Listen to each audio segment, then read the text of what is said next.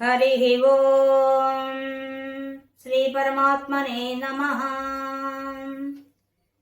శ్రీ నారాయణ భట్టు గారు రచించినటువంటి శ్రీమన్నారాయణంలో మనం ఈరోజు 23 దశకంలో ఉండే చిత్రకేతు ఉపాఖ్యానం అనే దాంట్లో మనం నిన్న 3 శ్లోకాల దాకా చెప్పుకున్నాం.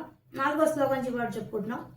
ఈ 4వ శ్లోకం నుంచి 11వ శ్లోకం దాకా ఉండే విశేషాలు మనం ముందు చెప్పుకొని తర్వాత వెళ్దాం. ఇందులో మనకు 2 అంశాలు ఉన్నాయి. ఒకటి వచ్చేసి చిత్రకేతు మహారాజు యొక్క వృత్తాంతం. అంటే చిత్రకేతు మహారాజు వచ్చి సూరసేన రాజ్యానికి రాజు. ఇతను చాలా సమర్థుడు, ధర్మాత్ముడు, గొప్పవాడు. అలాంటి వాడికి వేల మంది భార్యలు ఉన్నారు, కానీ సంతానం లేదు. ఎంత కాలమైనా ఆయనకు సంతానం కలగలేదు. దాంతో ఆయన చాలా దిగులు పడిపోయినాడు. ఎందుకంటే తన తర్వాత వారసత్వంగా ఎవరు లేరు, ఆయన బిడ్డలంటే ఆయనకి ఇష్టం. దానివల్ల సంతానం కలగలేని ఒక దిగులు పట్టుకున్నాయనికి. ఇలా ఉండగా ఒకసారి ఆయన రాజ్యానికి అంగిరస మహర్షి వస్తారు. వచ్చినప్పుడు ఆయన చాలా గౌరవిస్తాడు, చాలా బాగా మర్యాదగా మాట్లాడుతాడు, అన్ని మాట్లాడుతుంటాడు లోక వ్యవహారం అంతా. కానీ ఆయన ముఖంలో దైన్యం ఆ యొక్క ఋషి కనిపెట్టేస్తాడు.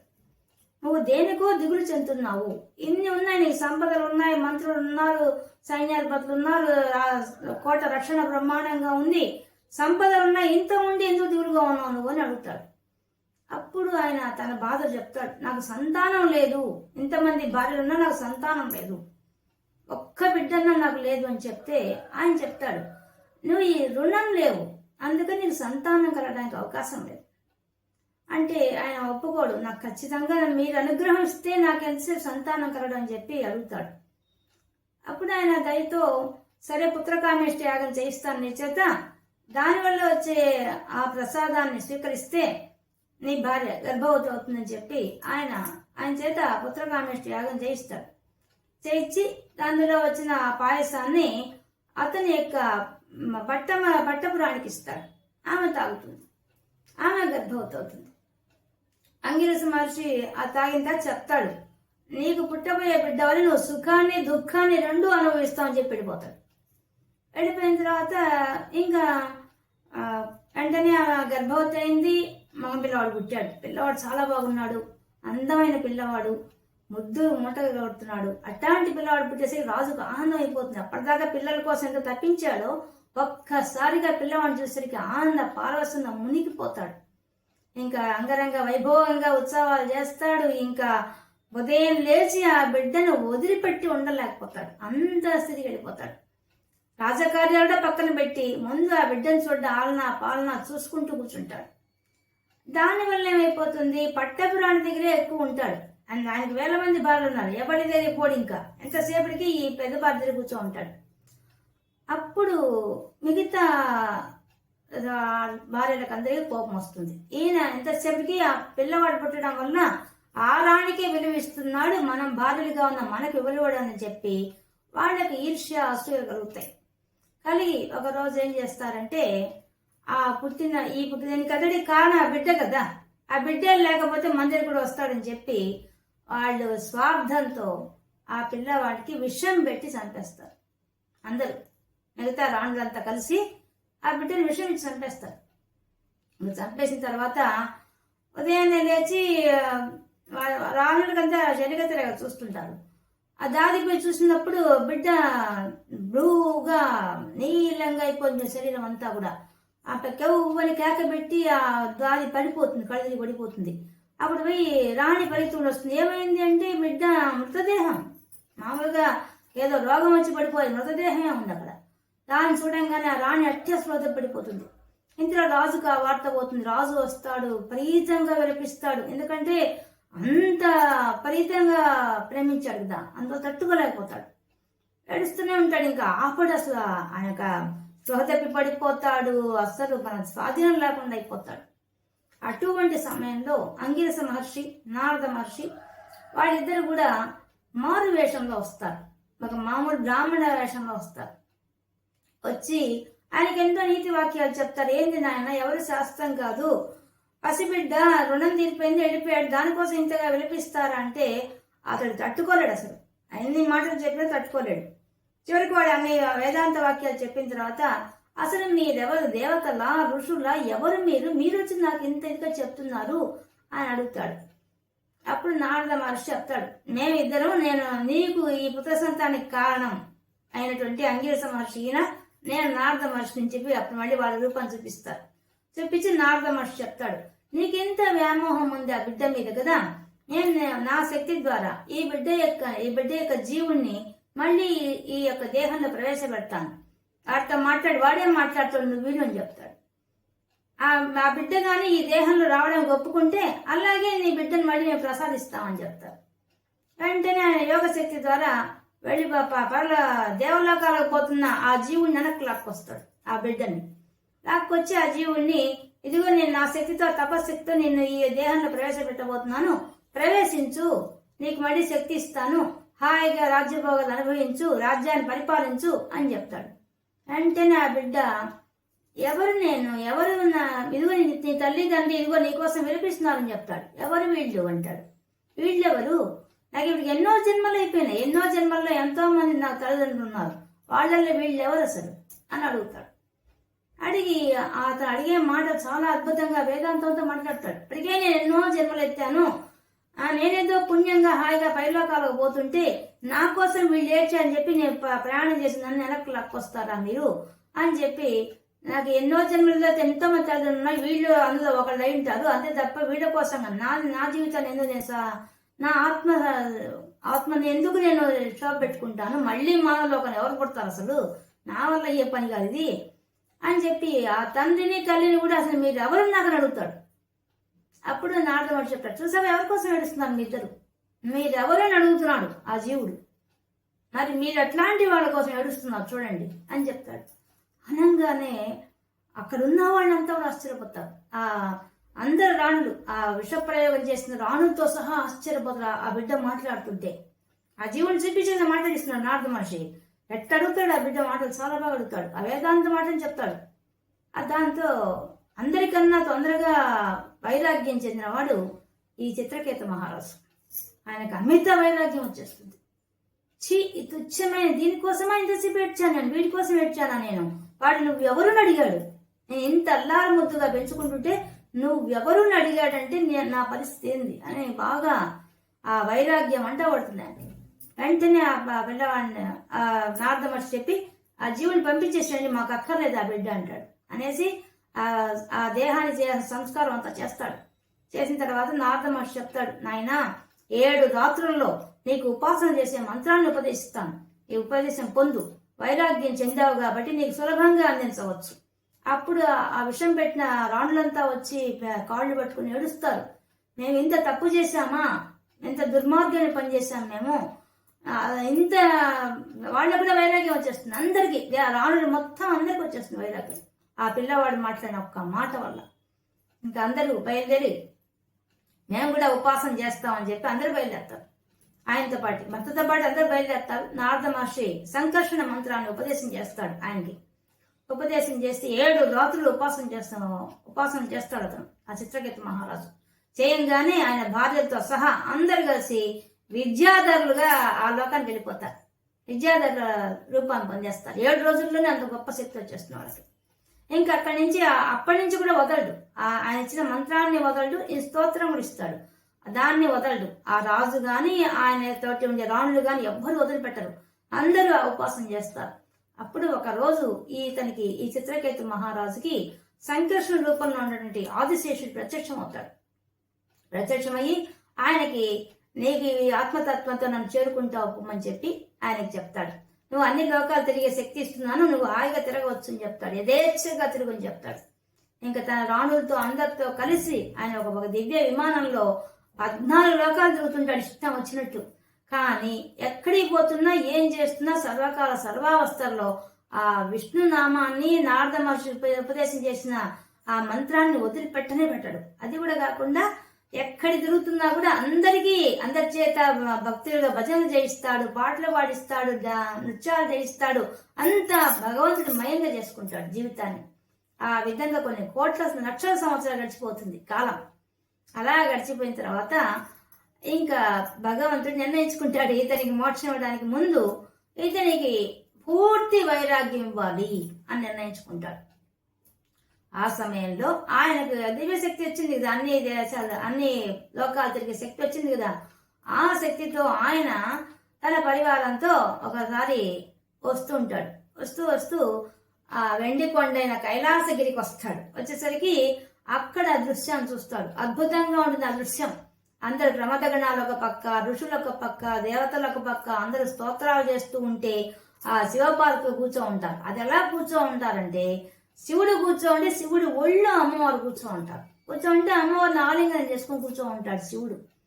ఆ దృశ్యాన్ని చూచి ఈ చిత్రకేతు మహారాజు పెద్దగా నవ్వేస్తాడు. నవ్వేసి ఇంతమంది సాధు పురుషుల మధ్యలో ఈ విధంగా సామాన్య జనులు కూడా చేయని పని నువ్వు చేస్తున్నావని చెప్పి శివుని దూషిస్తాడు.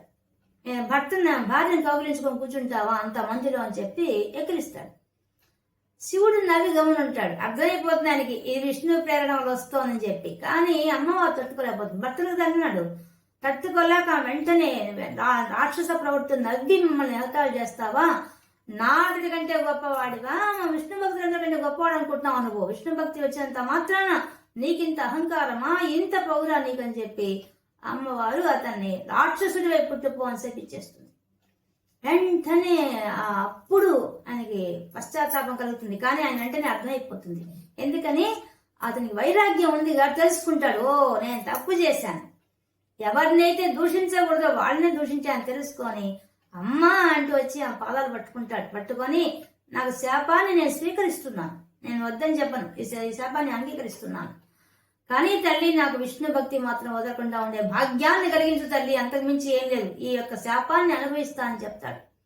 అయిన తర్వాత ఆయన ఆ కష్ట ప్రజాపతి చేసిన యాగంలో ఇతడే వృత్రాసురుడు రాక్షసుడుగా వస్తాడు.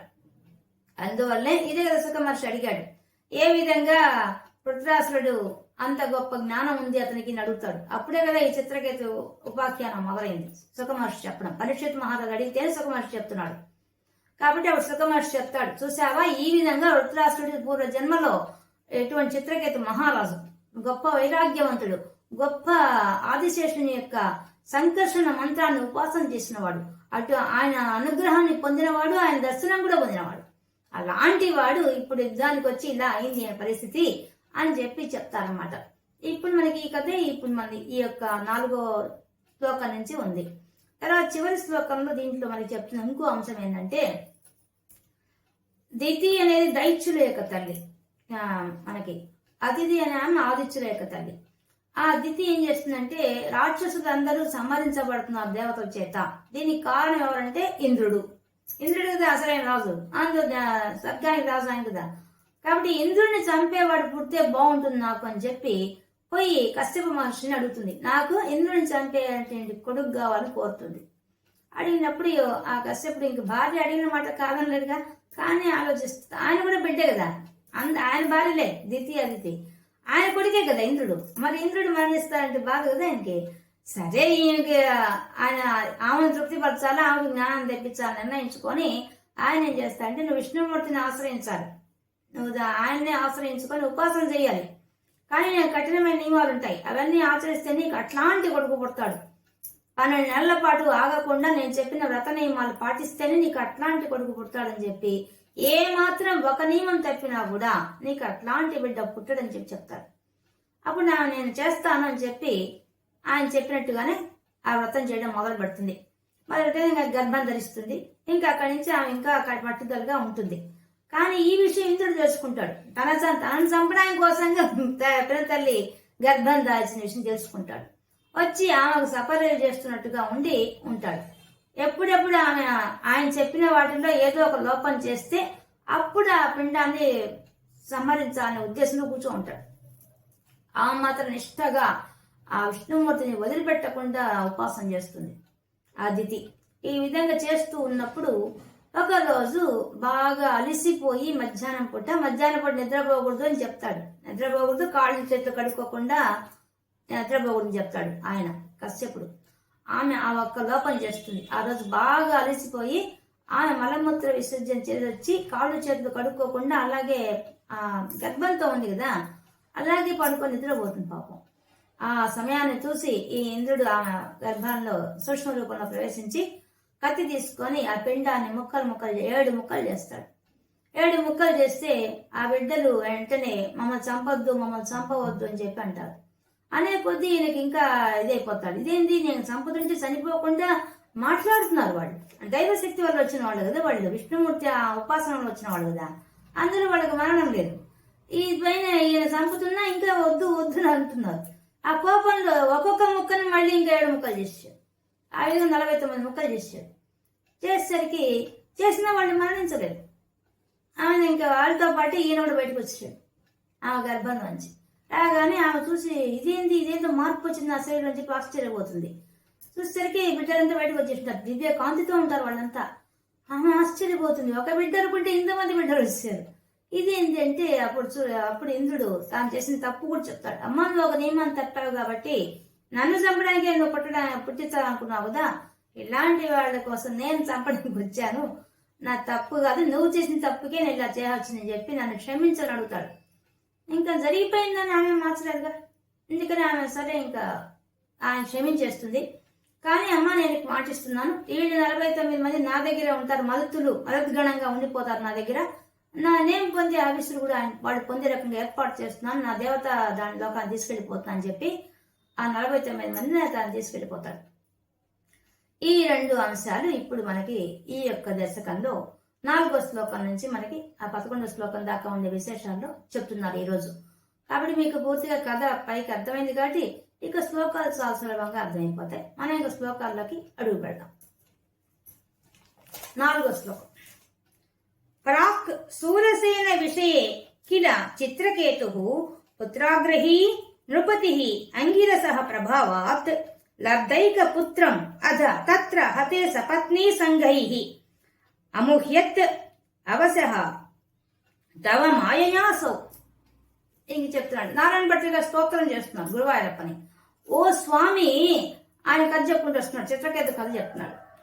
ప్రాక్ పూర్వము శూరసేన విషయే, శూరసేన దేశంలో ఆ ప్రాంతంలో కిల చిత్రకేతు నువ్వు రాజున్నాడు కదా స్వామి, ఆయన పరిపాలించేవాడు కదా స్వామి, ఆయన పుత్రాగ్రహి పుత్రులు కావాలనే ఆ ఉద్దేశంతో నృపతి ఆ రాజు, ఆ చిత్రకేత మహారాజు అంగిరస మహర్షి వల్ల ప్రభావాత్, ఆయన యొక్క ప్రభావం వల్ల అంటే ఆయన అనుగ్రహం వల్ల, ఆ పుష్కరకామేష్టి యాగం చేయడం వల్ల లబ్ధైక పుత్రం, ఆయన ఒక పుత్రుణ్ణి పొందాడు. ఆ చిత్రకేతు మహారాజు ఒక పుత్రుని పొందాడు.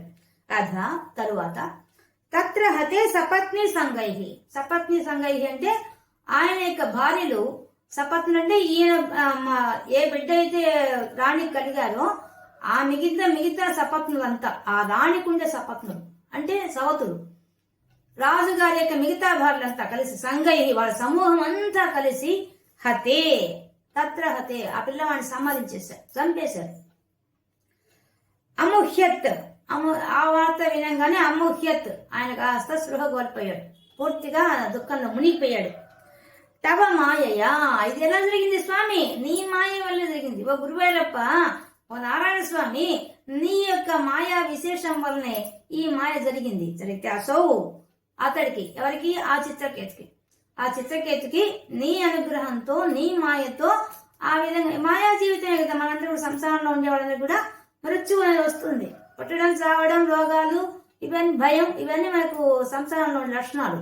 కాబట్టి ఆ మాయా ప్రపంచంలో ఉన్నాడు కాబట్టి ఆ మాయ అతనికి జరిగింది.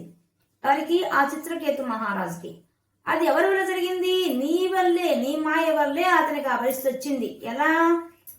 మొదటి భార్య వల్లేమో కొడుకు పుట్టాడు, మిగతా భార్యలంతా కలిసి ఆ పిల్లవాడిని సంహరించేశారు.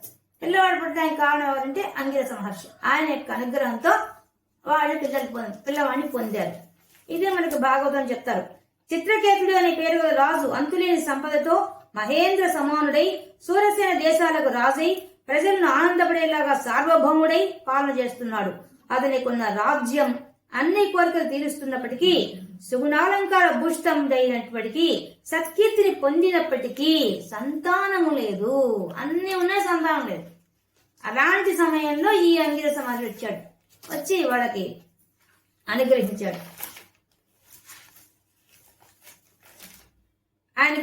ఆయన భార్య పట్టమహర్షి పేరు కృతజ్యుతి. ఆ కృతజ్యుతి ఆమెకి అప్పుడు ఆయన దయతో, అంగీరస మహర్షి చాలా దయతో ఏం చేసి దయాళువై పుత్రకామేష్టి చేసి యజ్ఞ ప్రసాదాన్ని చిత్రకేతు మహారాజు పట్టమహర్షి అయిన కృతజ్యుతి అని ఆమెకు ఇచ్చాడు. నీకు పుత్రుడు లభిస్తాడు, అతని వల్ల సుఖ దుఃఖాలు అనుభవిస్తావు. అదంటే పని చేయాలి. రెండు చెప్పాడు ఆయన. నీకు పుట్టినందుకు సుఖము వస్తుంది, ఈ పుట్టబోయే బిడ్డ దుఃఖము వస్తుంది ముందే చెప్పేశాడు. అంటే భవిష్యత్తు తెలుసు కాబట్టి రెండు చెప్పేశాడు ఆయన. చెప్పేసి వెళ్ళిపోతున్నాడు, ఇచ్చేసాడు, వెళ్ళిపోయాడు. వెంటనే గర్భం దాల్చింది, బిడ్డ పుట్టాడు.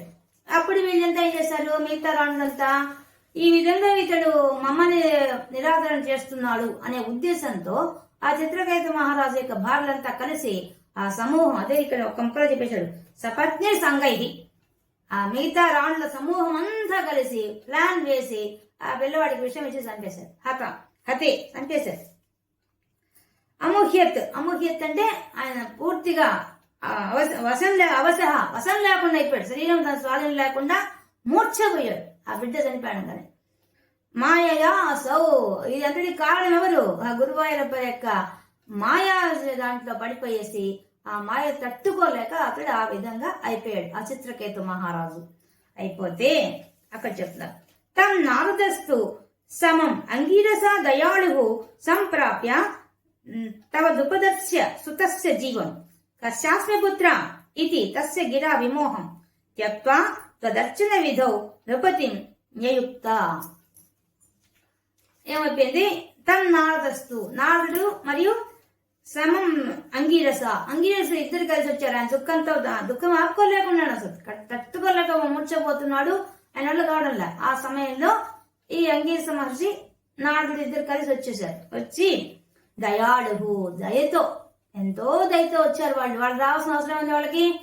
కానీ ఇతని యొక్క పూర్వజన్మ పుణ్యము మరియు వాళ్ళకు దయ కలిగింది వీళ్ళ మీద. అయ్యో ఎంత గొప్ప రాజు, ఇంత పరిపాలకుడు, ఇట్లాంటి వాడికి ఇట్లాంటి దుఃఖం పడుతున్నాడు అని చెప్పి వ్యామోహంలో పడిపోయాడని బాధ చూడలేక వాళ్ళు అక్కడికి వచ్చేసారు.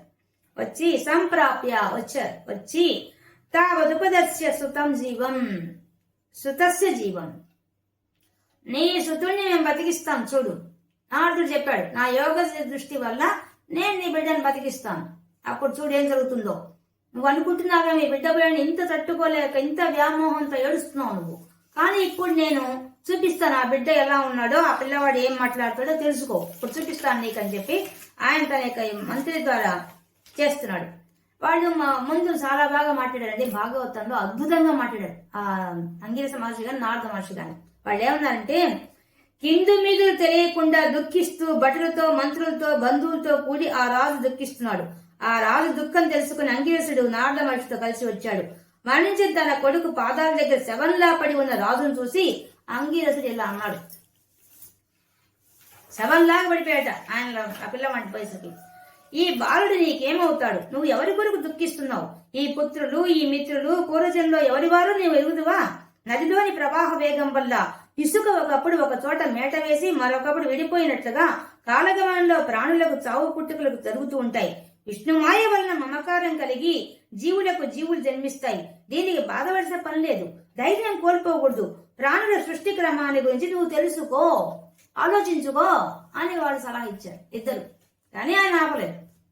అంత పెద్ద సలహా ఇచ్చినా కూడా ఆయన ఏడుపు ఆపలేదు. అసలు ఏడుపు ఆపలేదు. మాటి మాటికి స్పృహ కోల్పోతున్నాడు. అలాంటి దుస్థితిలో ఉన్నాడు ఆయన. మళ్ళీ ఇంకా చాలా బాగా చెప్పారండి. భాగవతం చాలా గొప్పగా మాట్లాడారు వాళ్ళిద్దరు. మాటలు అద్భుతంగా ఉన్నాయి సార్ భాగవతంలో.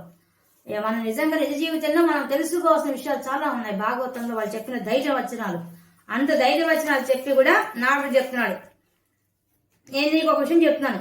ఉపనిషత్తుల్లో రహస్యంగా దాగి ఉన్న నేనిచ్చే మంత్రాన్ని 7 రాత్రులు ఎవడు మానం చేస్తాడో వాడు సంకర్షణనే భగవంతుని దర్శించగలుగుతాడు చెప్తున్నాడు ఆయన. ఇటువంటి భాగ్యం నేను కలిగిస్తాను. సమస్త ప్రపంచానికి ఆశ్రయమైన శ్రీమన్నారాయణ పాదాలు సేవించి ఈ మోహాన్ని వెదిలి వెంటనే ఉత్తమ పదాన్ని పొందు. ఈ కుమారుని వల్ల ఇప్పుడు నీకు ప్రయోజనం లేదు చూడు అంటూ చనిపోయిన బాలకు శరీరాన్ని చూచి, ఓ జీవుడా, నీకు శుభం కలుగుగాక.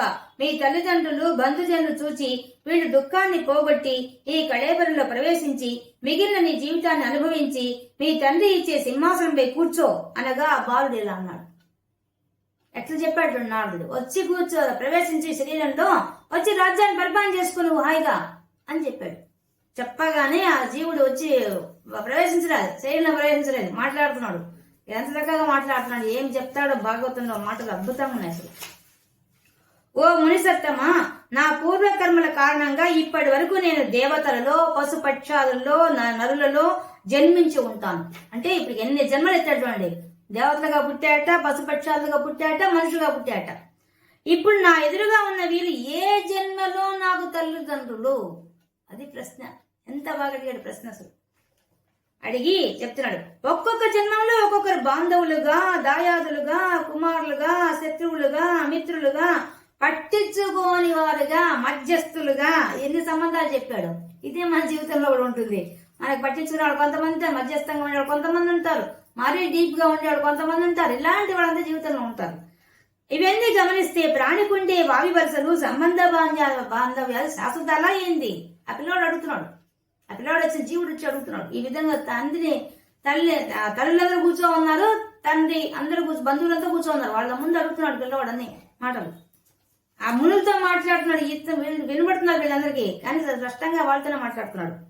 ప్రపంచాన్ని ప్రాణులందరి ఆత్మల్లో ఉండే ఘనుడు, గుణముల సాక్షి అయిన పరమాత్మకు భార్యలు, కుమారులు, భర్తలు, మిత్రులు, శత్రువులు, బంధువులు, ప్రియులు అనే సంబంధం ఉండదు. పరమాత్మ అందరిలో ఆత్మగా ఉంటూ అన్ని సాక్షిభూతంగా చూస్తుంటాడు తప్ప బంధాల్లో, బంధుత్వంలో చిక్కుకోడు. ఆ పిల్లవాడు చెప్తున్నాడు, ఎంత చక్కగా చెప్తున్నాడు అసలు. ఇలా భాగవతంలో అద్భుతంగా ఉంది ఆయన ఆ పిల్లవాడు మాట్లాడిన మాటలు అని చెప్పి అప్పుడు ఈ విధంగా మాట్లాడిన తర్వాత ఈయన చిత్రకేతుకి బుద్ధి వచ్చేసింది, బాగా వైరాగ్యం వచ్చేసింది. అది చెప్తున్నాడు, సుఖ దుఃఖాలతో సంబంధం లేకుండా అన్ని విషయాలు ఉపేక్ష భావంతో ఉండే పరమాత్మైన పరమేశ్వర స్వరూపుడైన నాకు మీకు సంబంధం ఏముంది? మీరు దుఃఖించవలసిన పని లేదని చెప్పి ఆ జీవుడు వెళ్ళిపోయాడు. ఆ మాట చెప్పి వెళ్ళిపోయాడు. నేను రాను, నాకు రాజ్యం వద్దు, నేను నా దేహంలోకి తిరిగి రానని చెప్పి వెళ్ళిపోయాడు. ఎంత గొప్పగా చెప్పాడు అసలు. చిత్రకేతు మహారాజు అతని బంధువులు మిక్కిలి ఆశ్చర్యపడ్డారు. దుఃఖాన్ని వదిలిపెట్టారు. మోహాన్ని దరిచేరనివ్వలేదు. యమునా నది తీరంలో ఆ కుమారుని ఉత్తరక్రియలు చేశారు. గొప్ప బురదలో కూరుకుపోయిన ఏనుగు బయటపడిన రీతిగా ఇల్లు అనే చీకటి నూతి నుండి చిత్రకేతు మహారాజు బయటపడ్డాడు. యమునా నదికి వెళ్లాడు. శాస్త్రవిధిగా స్నానం చేసి మౌనం వహించి నారదుడు నమస్కరించాడు. నారదుడు ప్రసన్నమయ్యాడు. భగవంతుని మంత్రాన్ని విధి విధానంతో చిత్రకేతు మహారాజుకు ఉపదేశం చేశాడు. అంగీరసంతో కలిసి నారదుడు బ్రహ్మలోకానికి వెళ్ళిపోయాడు. ఆయనకు ఉపదేశం చేసి ఏ విధంగా ఉపాసన చేయాలో చెప్పేసి వెళ్ళిపోయాడు. అది చెప్తున్నారు. అది ఇప్పుడు చెప్తుంది. ఇక్కడ ఈ శ్లోకంలో కూడా చెప్తున్నాడు. కశ్యాస్మి పుత్ర సంప్రాప్య తావదుపదర్శ్య సుతస్య జీవం. ఇదిగో సుతుడు వచ్చాడు, వాడికి జీవం పోసి తెప్పించాను, మాట్లాడుకోండి, అతడు వస్తా అంటే నేను అలాగే జీవితం ఇస్తానని చెప్తాడు నారదుడు. అప్పుడు కశ్యాసి పుత్ర, నేను ఎవరికి పుత్రుణ్ణి అని ఆ పిల్లవాడు అడిగాడు. ఈయన ఒక్క ముక్కలో చెప్పేశారు. భాగవతం అంతా బాగా చాలా సేపు మాట్లాడతాడు ఆ పిల్లవాడు.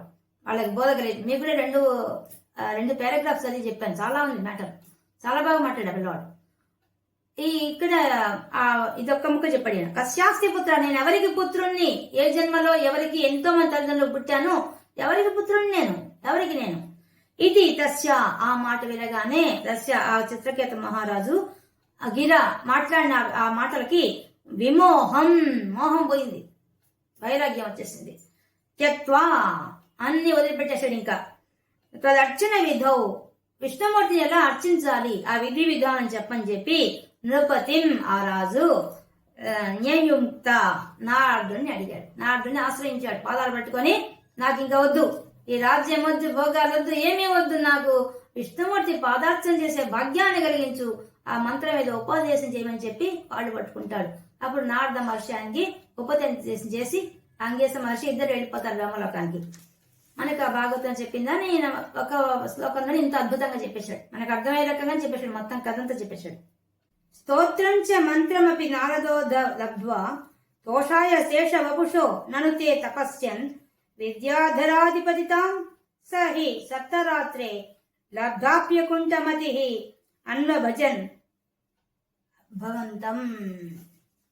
ఇంకా ఆ చిత్రకేతు మహారాజు నారద మహర్షి ద్వారా ఉపదేశం పొంది ఏది సంకర్షణ మంత్రం పొందాడు ఆయన. అంటే ఆదిశేషుడి యొక్క మంత్రాన్ని పొంది ఆ ఉపాసన విధి విధానం కూడా తెలుసుకొని దానికి చెప్తున్నారు. స్తోత్రం చ, ఈ విధంగా విష్ణు పరమాత్మ యొక్క ఏ విధంగా స్తోత్రం చేయాలనే విషయాన్ని, మరియు మంత్రం కూడా ఆ ఆదిశేషుని యొక్క మంత్రం సంకర్షణ మంత్రాన్ని ఇచ్చాడు. పొంది నారదో అర్ధ లబ్ధ్వా, నారదు ద్వారా పొందాడు. తర్వాత అంటే ఈయన అడిగాడు, ప్రార్థించాడు చిత్రకేతు మహారాజు. అడిగిన తర్వాత నారదుడు ఇచ్చాడు, ఈయన పొంది తే తపస్యన్, స్వామి నిన్నే తపస్సు చేశాడు. ఆ గురువారప్తో అంటున్నాడు నారాయణ భర్తలే, తే తపస్యన్, నీకోసమే దీక్షగా తపస్సు చేశాడు. నన్ను అంటే నిశ్చయంగా దీక్షతో చేసి తోషాయ శేషవపుషో, నీవు ఏ రూపంలో ఉండే ఆయన సంతృప్తి పరచాలనుకున్నాడంటే ఆదిశేషుని యొక్క అవతారం, శేష వపు అంటే శరీరం, ఆదిశేషుని అవతారంగా ఉన్నట్టు నీ రూపాన్ని అతడు ధ్యానం చేశాడు. అది కూడా నీకు తృప్తి కలిగించే రకంగా, నీకు ఆ సంతోషం కలిగించే రకంగా. విద్యాధరాధిపతి తాంసహి సప్తరాత్రే, మనకు భాగవతంలో చెప్పినట్టే నారద మహర్షి ఏం చెప్తాడు, 7 రాత్రులు ఎవరైతే ఈ సంకర్షణ మంత్రాన్ని ఆపకుండా ధ్యానం చేస్తారో అలాంటి వాళ్ళకి విద్యాధర అయ్యే పతి అయ్యే రకంగా వస్తుంది అని చెప్తాడు. ఆయన చెప్పిన దాన్ని ఇక్కడ చెప్తున్నారు. సప్తరాత్రే అంటే 7 రాత్రులు, 7 రాత్రులు ఉపాసన చేశాడు, ఆగకుండా చేశాడు, పైన దీక్షగా చేయడం వల్ల విద్యాధరాధిపతి తాం సా, ఆ సా అంటే ఆ చిత్రకేతు మహారాజు కాస్త భూలోకం నుంచి ఆ విద్యాధర లోకాన్ని పోయి అక్కడ రాజు అయ్యాడు. పతి అంటే రాజు అయ్యాడు, వాళ్ళకు రాజు అయ్యాడు. ఆయన అంత గొప్ప పదవి పొందాడు. ఇక్కడ ఉపాసన చేశాడు, అక్కడికి పోయి ఆ పదవి పొందాడు. లబ్ధ్వాపి అంటే పొందాడు, పొందినప్పటికీ కూడా అంత గొప్పవాడు. ఒక పదవి వచ్చేసింది, ఒక ఉపాసన చేయడం వల్ల ఆయనకు ఒక పదవి వచ్చేసింది పైలోకంలో. అయినప్పటికీ కూడా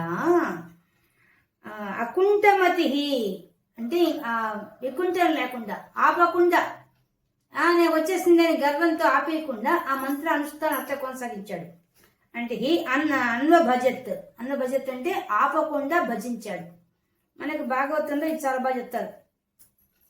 చిత్రకేతు మహారాజు కృష్ణార్పణ బుద్ధితో బాగా గానం చేయగల యక్ష కిన్నెర కాంతులతో చేరి విష్ణుమూర్తికి సంబంధించిన గొప్పవైన నాటక రీతులను, గుణ విశేషాలను, నృత్యాలను ఆడిస్తాడు. పద్మభద్ర నేత్రుడి విష్ణుమూర్తి యొక్క బిరుదులతో కూడిన ప్రఖ్యాతమైన గీతాలను పాడిస్తాడు. నిరంతరం వారి నోట గోవిందుని అనంత నామావళిని పలికిస్తాడు. అంటే అక్కడికి పోయినా కూడా అవన్నీ వదిలిపెట్టలేదు, అవి చేస్తూనే ఉన్నాడు, కంటిన్యూస్ గా అర్థం. అదే చెప్తా అన్వభజత్ అంటే ఆపకుండా నిరంతరాయం అదే పని చేశాడు. చేసి భవంతం, స్వామి నీకోసం చేశాడు కదా ఆ చిత్రకేతు మహారాజు. నారదుని ఆశ్రయించాడు, మంత్రం పొందాడు, ఆ యొక్క అనంతుడి యొక్క మంత్రమే పొందాడు. ఆ మంత్ర ఉపాసన ద్వారా ఆ అనంతుడు సంతోషపడడానికి కోసంగా ఉపాసన చేశాడు. ఆ ఉపాసన ఎలా చేశాడో ఆపకుండా చేశాడు. అది కూడా సప్తరాత్రి 7 రాత్రుల్లో చేసేశాడు. విద్యాధరులకంత పతి అయిపోయినాడు. ఆ పతి అయినా కూడా ఆపలేదు, ఆపకుండా నాకు పదవి వచ్చింది అహంకరించలేదు. తద్వారా ఆయన మళ్ళీ ఇంకా తన దీక్ష కొనసాగిస్తూనే ఉన్నాడు.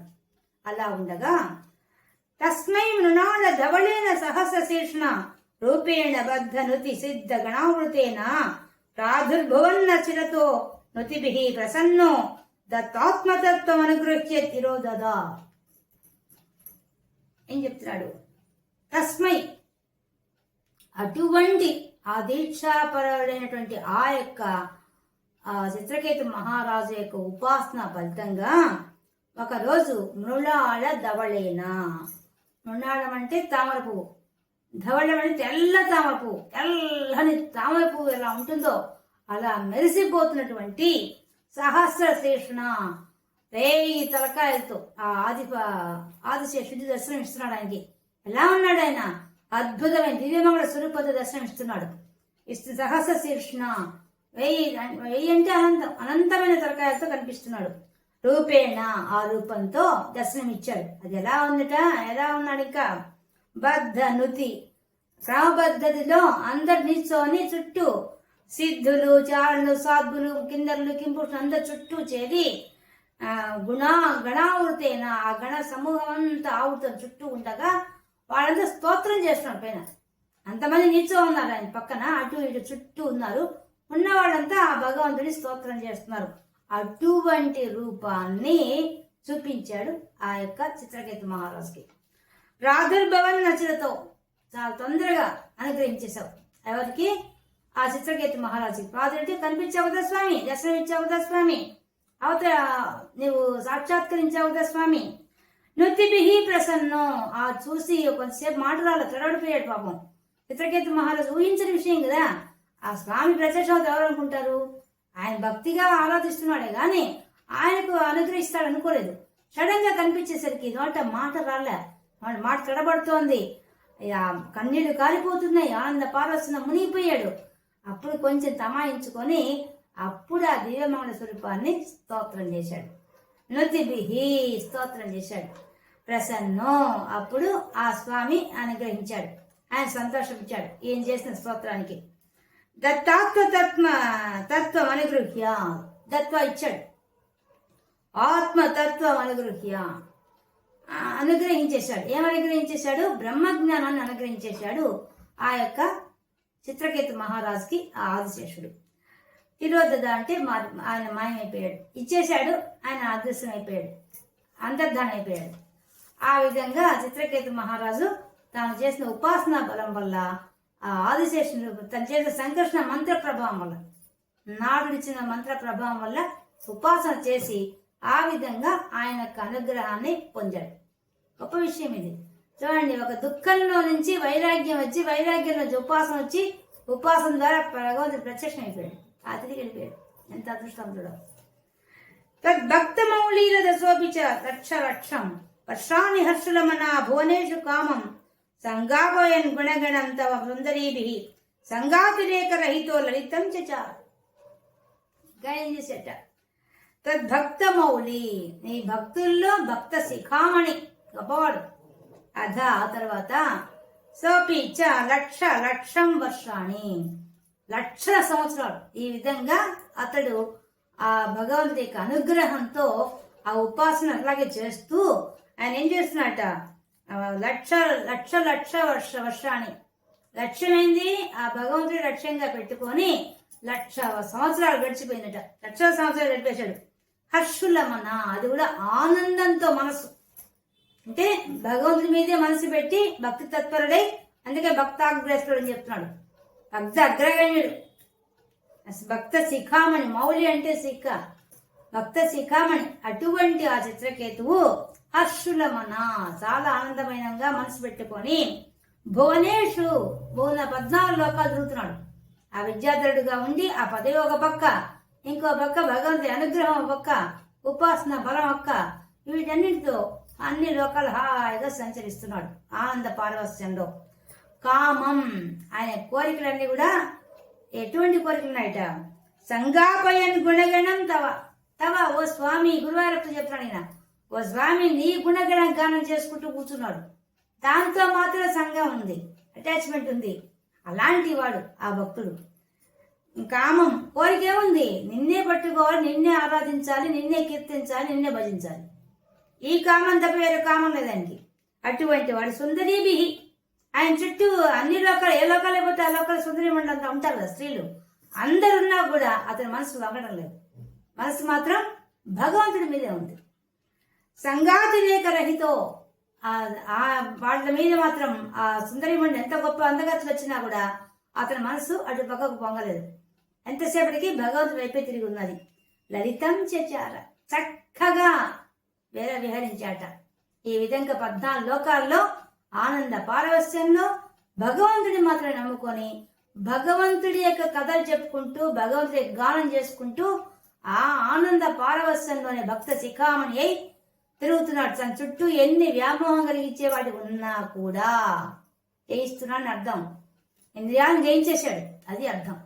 అన్ని అక్కడ ఉన్నా కూడా, అన్ని అందుబాటులో ఉన్నా కూడా వేటిని స్వీకరించడం లేదు, వాటిని మించిపోయాడు. అంటే అంత బాగా వైరాగ్యం వచ్చేసింది అని చెప్తున్నారు.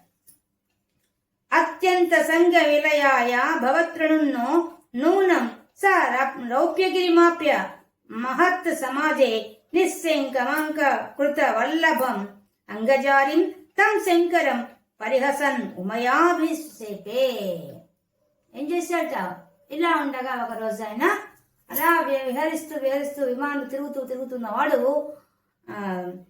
అత్యంత సంఘ విలయాయ, ఇంకా బాగా ఈ యొక్క ప్రాపంచిక విషయాల నుంచి వైదొలగాలని, వైరాగ్యం ఇంకా బాగా రావాలని, అంటే దేహభ్రాంతి పోయి అహంకారాన్ని కూడా జయించాలనే ఉద్దేశంతో ఏం చేశాట? భగవత్ప్రణన్ను స్వామి నీ ప్రేరణ చేతే, ఓ గురువారప్ప నీ ప్రేరణ చేతే నూనం నిశ్చయంగా అతను ఏం చేశాడు?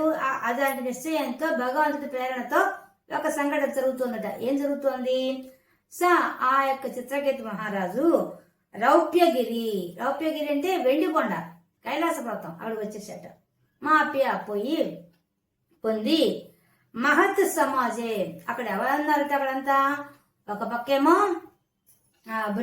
శృంగి వాళ్ళంతా నృత్యం చేస్తున్నారు, ఇంకో పక్క డమరికాలు మోగిస్తున్నారు, ఇంకో పక్క ప్రమదగణాలంతా ఆనంద పారవస్యంగా ఉన్నారు, స్తోత్రాలు చేస్తున్నారు, మునులు ఋషులు స్తోత్రాలు చేస్తున్నారు, దేవతలు స్తోత్రాలు చేస్తున్నారు.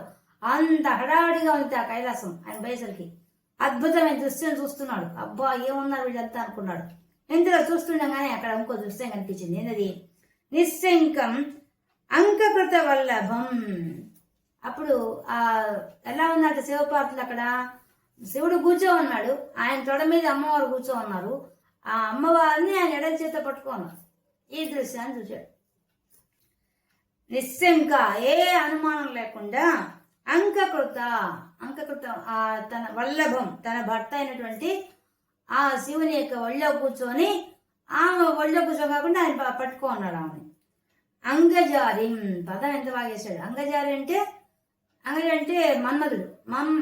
మన్మధుడికి హరి అంటే శత్రువు. మన్మధుడిని శత్రువుగా కలిగిన వాడు ఎవరు? శివుడు. తం శంకరం, అటువంటి శివుడు. మన్మధుడికి శత్రువుగా కలిగిన ఆ శివుడు ఆ విధంగా కూర్చో అన్నమాట. ఏ విధంగా తన ఒళ్ళో అమ్మవారిని కూర్చోబెట్టుకొని ఎడల చేత పట్టుకు కౌగిలించుకొని కూర్చో అన్నమాట. ఈ దృశ్యాన్ని చూశాడు. చూసి పరిహసన్ పెద్దగా నవ్వేశాడు, ఎకటాట్టహాసం చేశాడు. ఏంది ఇలా కూర్చో ఉన్నారు? సామాన్య మానవుడు కూడా ఇట్లాంటి పనులు చేయరే. మీరు పరమేశ్వరుడు ఏంటి? మీ ఇద్దరు ఈ విధంగా ఒక పక్క, అందుకే మహత్ సమాజం చెప్పాడు. ఇంతమంది చూస్తుండగా, వీళ్ళంతా బ్రహ్మర్షులు, దేవర్షులు అందరూ వచ్చున్నారు, ప్రమదగణాలు ఉన్నారు, ఇంకో పక్క దేవతలు ఉన్నారు. ఇంతమంది ఉండగా వీళ్ళందరి మంది కూర్చొని మీ ఇద్దరు ఈ విధంగా కూర్చున్నారేంది అని చెప్పి ఆయన శివుని ఎక్కిరించాడు. ఎవరైనా బెడ్రూమ్లో ఉంటారు కానీ ఈ విధంగా అందరి ముందు బాక్యంగా ఉంటారా అని భాగవతంలో ఇంకా బాగా చెప్పాడు ఆ మాటలని. ఆ మాట అడిగేసరికి పరిహసన్, అలా విధంగా శివుణ్ణి పరిహసించి మాట్లాడాడు. అమ్మవారి కోపం వచ్చేసింది. నువ్వెంతటి అడిగేవాడు మమ్మల్ని? ఏమి నీ సాహసం? మహామహా బ్రహ్మర్షులంతా మధ్యలో నాటుల కంటే గొప్పవాడుగా, ఇక్కడుండే ఋషుల కంటే గొప్పవాడు ఎలా ఉన్నా? నువ్వు వచ్చి మమ్మల్ని పరిహాసం చేసేవాడుగా? అందరూ నా భర్తను అంటావా? ఎటువంటి వాడు నా భర్త? విశ్వాన్నంతా శాసించేవాడు. అలాంటి వాడిని పట్టుకొని ఇట్లా పరిహాసం చేస్తావా? నీవు రాక్షస బుద్ధి, ఇది నీకు అహంకారం పెరిగిపోయింది. ఏమంటే జన్మల నుంచి నువ్వు పుణ్యం చేసుకున్నాను, ఇంద్రియాలు జయించాను పొగులున్నాను నీకు. ఆ పొగుడుతో మాట్లాడుతున్నావు కాబట్టి నువ్వు రాక్షసుడిగా శపించేసింది. శపించేసింది.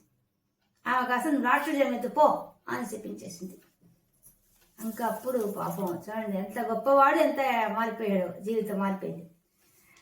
నిస్సంభ్రమస్త్వయమయాచిత శాపమోక్షో వృత్రాసురత్వముపగమ్య సురేంద్రయోధి భక్త్యాత్వత తత్వ కథనై సమరే విచిత్రం శత్రోరపి భ్రమమభాస్య గతః పదంతే. ఏమైందంట? నిస్సంభ్రమ, ఏ మాత్రం జంకలేదు, చలించలేదు. అంత శాపం పెడితే ఆయన వెంటనే విమానానికి పైకి వచ్చాడు, అమ్మవారి పాదాన్ని పడ్డాడు, శివుడికి నమస్కరించాడు, పాదాన్ని పడ్డాడు. కానీ శాపం తీసేయమని అడగలేదు. అమ్మా నువ్వు ఇచ్చిన శాపాన్ని నేను స్వీకరిస్తాను. జన్మలుగా నేను చేసుకున్న పాపం ఉన్నది, ఆ పాపం వల్ల నా నోటికి వచ్చినట్టు వాగాను నేను, నాకు అర్థమైపోయింది. ఇంకా అజ్ఞానం నన్ను వదిలిపెట్టలేదు, అర్థమైంది. దేహ భ్రాంతి వదలలేదు, అహంకారం వదలలేదు, అర్థమైపోయింది. కాబట్టి నీ పాదాలు ఆశ్రయిస్తున్నాను నేను అని చెప్పి వాళ్ళిద్దరికి క్షమాపణ చెప్పుకున్నాడు తప్ప, అమ్మ నేను స్వీకరిస్తున్నాను, నువ్వు ఇచ్చే శాపాన్ని స్వీకరిస్తున్నాను అంతే తప్ప స్వయం అయం అయాచిత శాపమోక్షో. అయాచితం అంటే అడగలేదు. ఈ శాపాన్ని తీసి శాపమోక్షం అంటే శాపాన్ని తొలగించమని చెప్పి శాప విమోచనానికి ఉండే దారి అది కూడా అడగలేదు. నాకు కావాలని అడగలేదు. అడగకుండా నేను స్వీకరిస్తున్నానమ్మా, నువ్వు ఇచ్చిన దాన్ని నేను అనుభవిస్తాను, ఆ రాష్ట్ర జన్మ అనుభవిస్తాను అని చెప్పేసి వెళ్ళిపోయాడు. అప్పుడు మనకి భాగవతంలో శివుడు చాలా చక్కగా మాట్లాడతాడు మా పార్థదేవితో. చూసావా, ఇట్లా ఉంటారు విష్ణు భక్తులు అంటే, భక్తి పరాకాష్ఠ చేరుకున్న వాళ్ళకి ఇంకా వేరే ఆలోచన ఉండదు. ఏదో ఆ భగవత్ ప్రేరణ వల్లే అతను అట్లా మాట్లాడాడు. ఎందుకంటే అది ఇంకో వంచే ఉంది అహంకారం. నేను ఇంద్రియాలు జయించానే ఉన్నది, అది పోగొట్టాలనే ఉద్దేశంతోనే విష్ణుమూర్తి పెట్టిన మాయ ఇది. అందుకని ఇప్పుడు అది జయించడానికి కోసంగా వెళ్తున్నాడు, రాక్షస జన్మ ఎత్తడానికి పోతున్నాడు అని అక్కడంతా చాలా బాగుంది భాగవతంలో. అప్పుడు ఏం చెప్తున్నారు నారాయణ మహర్షి, ఆ విధంగా వృత్రాసురత్వం ఉపగమ్య. అప్పుడు ఆ కష్ట ప్రజాపతి చేసే ఆ మహాక్రతువులో ఆ యాగంలో నుంచి, యజ్ఞగుండంలో నుంచి వృత్రాసురుడిగా జన్మించాడు. ఈ చిత్రకేతు మహారాజే అలా వచ్చాడు. వచ్చి సురేంద్ర యోధి, ఆ యోధి యుద్ధరంగంలో సురేంద్ర ఆ ఇంద్రుడితో యుద్ధరంగంలో చెప్తాడండి మాటలు. అబ్బా, వృత్రాసురుడి మాటలు చాలా బాగుంటాయి. ఆ భాగవతంలో అద్భుతంగా ఉంటాయి. ఆయన ఏం చెప్తాడు, విష్ణుమూర్తి నామం తప్పించి వేరే ఉండకూడదు, వేరే ఆలోచన ఉండకూడదు.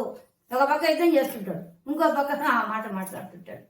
ఆ ఇంద్రుడితో అంటాడు, ఇంద్రుడి యొక్క ఆయన కింద పడిపోతుంది యుద్ధం చేస్తున్నప్పుడు, తీసుకో వజ్రాన్ని తీసుకో నన్ను చంపి అంటాడు. ఎంకరేజ్ చేస్తాడు పైన. తన శరీరం పోతుంది, ఏం శరీర భ్రాంతి లేదు, పోయింది, జ్ఞానం ఉంది, స్వధర్మం. ఏం స్వధర్మం? కష్ట ప్రజాపతి ఆజ్ఞ ఇచ్చాడు, ఏమని, నువ్వు పోయి ఇంద్రుడితో యుద్ధం చేయాలి, యుద్ధాన్ని సమ్మతించాలని చెప్పాడు. ఇంద్రుడితో యుద్ధం చేయాలని చెప్పాడు, సమ్మతించమని చెప్పాలి. యుద్ధం చేసి గెలవాలని చెప్పాడు, అంత మాత్రం చెప్పాడు. ఎందుకంటే అది కూడా చెప్పాడు సమ్మతించమని. కానీ మంత్రం చెప్పాడు, ఏం చెప్పాడు, ఇంద్రుడు వృద్ధి కావాలని చెప్పాడు.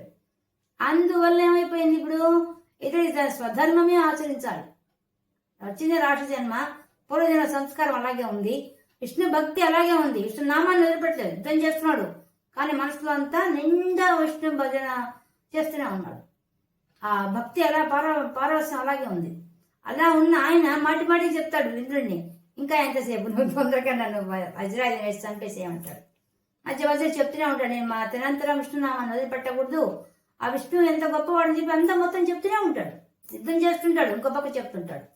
వాడికి ఇంద్రుడికి చెప్తాడు ఆ బ్రహ్మజ్ఞానం అంతా.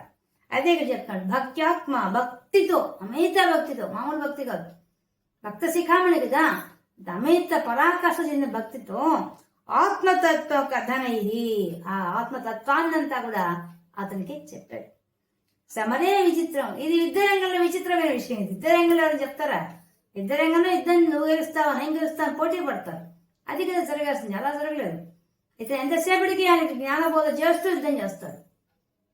ఎప్పుడెప్పుడు విష్ణులోకానికి పోదామో మోక్షం పొందాం అదే చేస్తుంది తప్ప వేరే చేస్తలేదు పాప వృత్రాసురుడికి. అదే మనకు ముందు చెప్పిన విషయం. సుఖమహర్షిని ఆ పరీక్షిత్ మహారాజు అదే అడుగుతాడు, ఎందుకు వచ్చాడు వృత్రాసురుడి కథ ఏంది అన్నప్పుడే ఆయన చెప్పుకుంటూ వచ్చాడు. చెప్తాడు, ఈ విధంగా వృత్రాసురుడు ఇలా వచ్చాడు, విచిత్రంగా యుద్ధ రంగంలో ఆ యొక్క ఇంద్రుడికి ఉపదేశం చేస్తాడు. యుద్ధం కన్నా ఉపదేశం ఎక్కువైపోతుంది, భక్తి పారవస్యం ఎక్కువగా ఉంటుంది అతనిది. ఇలా చేశాడయ్యా, ఎవరైతే ఈ కథ వింటారో వాళ్ళంతా ధన్యులని చెప్పి చెప్తాడు భాగవతంలో. ఫలశ్రుతి కూడా ఉంటుంది ఈ కథకి, అంత గొప్పగా చెప్పారు. విచిత్రం, శత్రువు అయినప్పటికీ, శత్రువుతో యుద్ధం చేస్తున్నప్పటికీ కూడా స్వధర్మం చేస్తున్నాడు, అది గొప్ప విషయం. భగవద్గీతలో చెప్పిన దాన్ని చూచాబట్టి తప్పకుండా ఆచరించాడు. స్వధర్మం చేయమని చెప్పాడు భగవంతుడు, అది చేశాడు. తన డ్యూటీ ఏంది, ఆ కష్ట ప్రజాపతి చెప్పాడు యుద్ధం చేయాలంతే, అది చేస్తున్నాడు. అదే పర్ఫెక్ట్ గా స్వధర్మం చేస్తున్నాడు. ఇంకో పక్కేమో భగవన్ నామాన్ని వదిలిపెట్టలేదు, భక్తి మాత్రం అలాగే ఉంది. ఇంకో పక్క ఉపదేశం చేస్తున్నాడు, అలా చేస్తున్నాడు. శత్రువులపి భ్రమపాస్య, భ్రమను పోగొట్టాడు. ఇంద్రుడికి కూడా భ్రమ పోగొట్టాడు. తనకు పోయింది భ్రమ, తనకి ఆ వృత్రాసురుడి యొక్క రాగానే తెలిసిపోయింది. అనవసరంగా అమ్మవారి శాపం వల్ల ఇట్లా వచ్చి ఆయన తెలుసుకొని ఆ పూర్వజన్మ జ్ఞానంతో అతనికి పోతున్నది మొత్తం.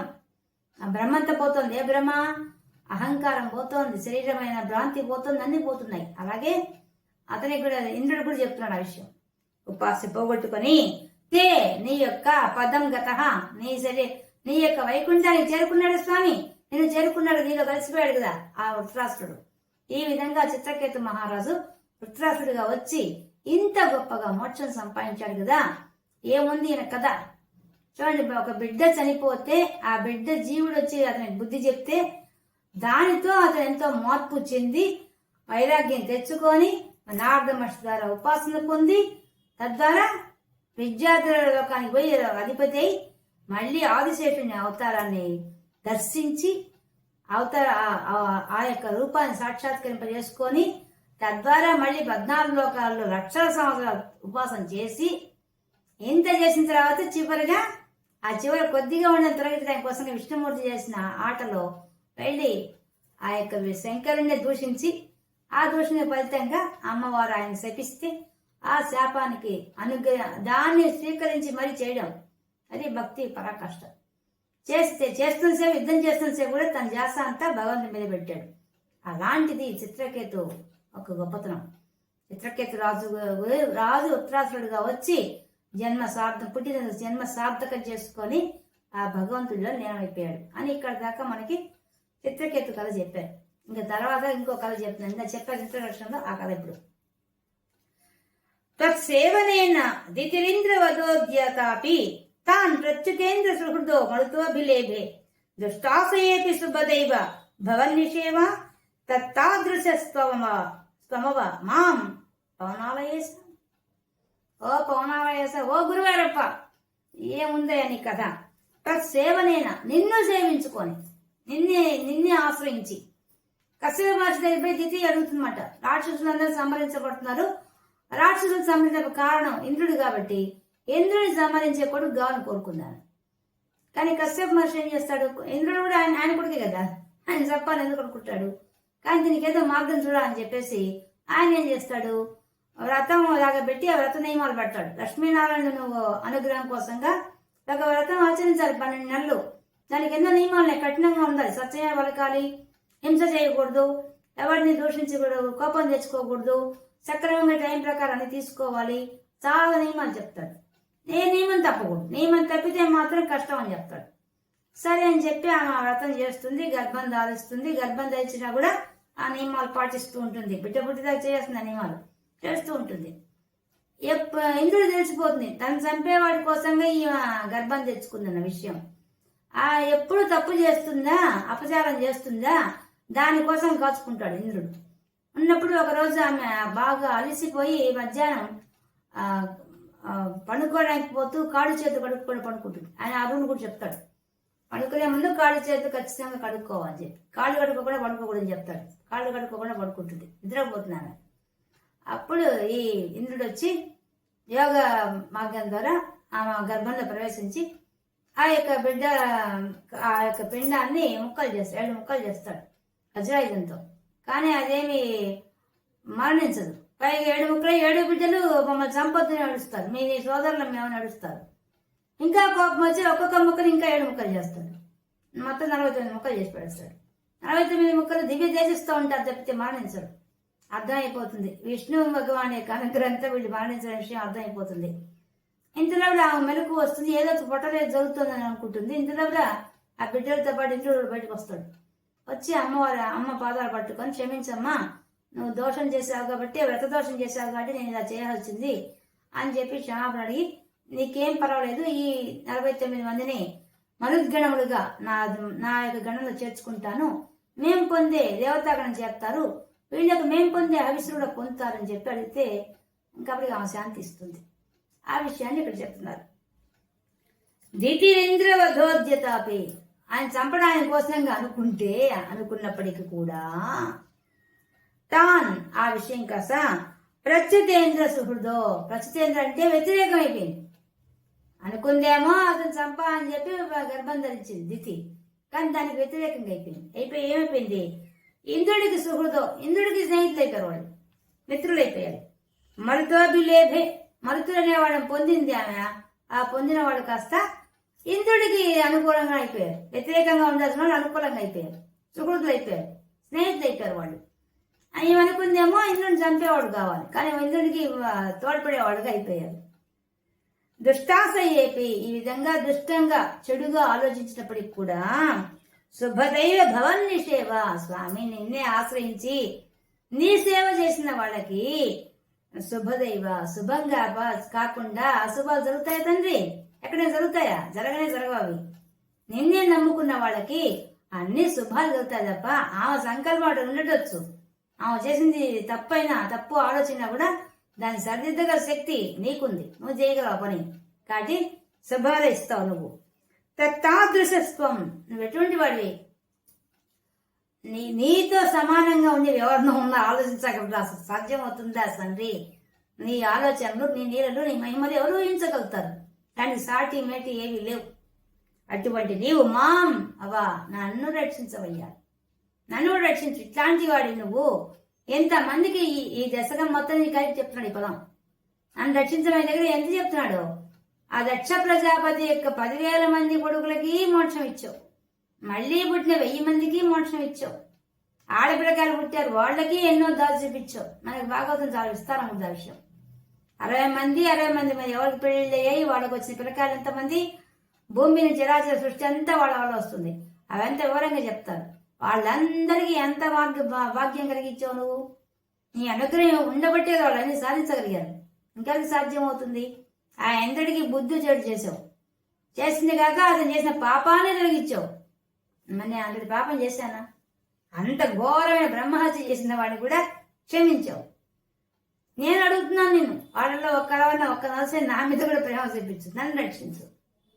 ఇంకా చిత్రకేతు అయితే రాక్షస రూపాన్నే పొందాడు నేను ఉపాసన చేసి. ఎంత గొప్పవాడు ఆయన. వాళ్ళలాగా నాకెప్పుడు ఇస్తావు? ఆ విధంగా మోక్షం నాకెప్పుడు ఇస్తావు? నాకు కూడా ఇవ్వు. దానికి అడ్డం వస్తోంది నా రోగం. అందుకనే పవనాల వేసా, పిల్లవాడే పవనాల వేసా. పవనం వదలందా? ఆయనకు వచ్చింది వాతరోగం కదా, కాబట్టి అడుగుతున్నాడు.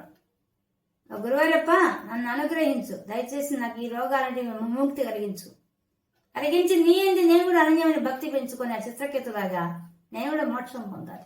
అటువంటి భాగ్యాన్ని కలిగించమని చెప్పి ఒక్క ముక్కలో దీనంగా అడిగేశాడు. మొత్తం సారాంశాన్ని కలిపి ఇక్కడ పెట్టేశాడు. ఒక పదంతోనే ఇలా కావాలి నాకు కూడా అని చెప్పేసి. ఆ దితికి ఎంత భాగ్యాన్ని కలిగించావు. ఆమెకు పుట్టిన పిల్లకాయలు పోయి ఇంద్రలోకం చేరుకున్నారు. ఇంద్రుడికి వ్యతిరేకంగా కావాలనుకున్నా ఆమెకి ఎలాంటివి ఇచ్చావు అనుగ్రహం వాళ్ళకి. ఇంకా మేము ఎట్లా నిన్ను చేరుకోవాలని మేము అడుగుతున్నాం. మేమేం వేరే అడుగుతున్నామా? కాబట్టి మాకు కూడా ప్రసాదించవయ్యా అని చెప్పి దీనంగా అడుగుతున్నాడు. నిజంగా ఇదంతా మనసు అయితే మనం కూడా అడిగినట్టే. ఇంతమంది అనుగ్రహించాడు, మమ్మల్ని అనుగ్రహించబోయే స్వామి అని చెప్పి మనం కూడా గురువాయూరప్పని అడిగినట్టుగా అయిపోతుంది. అలా అడిగాడు, చాలా అద్భుతంగా అడిగాడు. ఈ విధంగా మనకి చిత్రకేతు ఉపాఖ్యానం అనేసి ఈ యొక్క 23వ దశకంలో భాగవతంలోని 6వ స్కంద పరిచ్ఛేదం అనేది కూడా సమాప్తమైంది. చాలా అద్భుతంగా చెప్పారు. దాంట్లో ఎంతో వివరిస్తారంగా ఉన్న వాటిని ఈయన చిన్న శ్లోకాల్లో కథలంతా కుదిర్చి చాలా చక్కగా చెప్పారు. ఆయన మొదట చెప్పినట్టుగా స్వామిని నీ యొక్క మహిమనంతా కలిపి నేను ఒక పద్మాల రూపంలో ఒక మాలగా గుచ్చి నీ పాదాలు కర్పిస్తా అన్నట్టుగా అద్భుతంగా అర్పిస్తున్నాడు నారాయణ భట్టు గారు. భాగవతంలోని ప్రతి విషయాన్ని వదలకుండా చిన్న చిన్న శ్లోకాలను మొత్తం కథ చెప్తూ దాంట్లో సారాంశం ద్వారానే భగవంతుడి కైంకర్యం చేస్తున్నాడు. అటువంటి నారాయణ భట్టు నమస్కరిస్తూ, అటువంటి గురువాయూరప్పను అనుగ్రహిస్తున్న గురువాయూరప్పను కూడా నమస్కరిస్తూ, సర్వత్ర గోవింద నామ సంకీర్తనం, గోవింద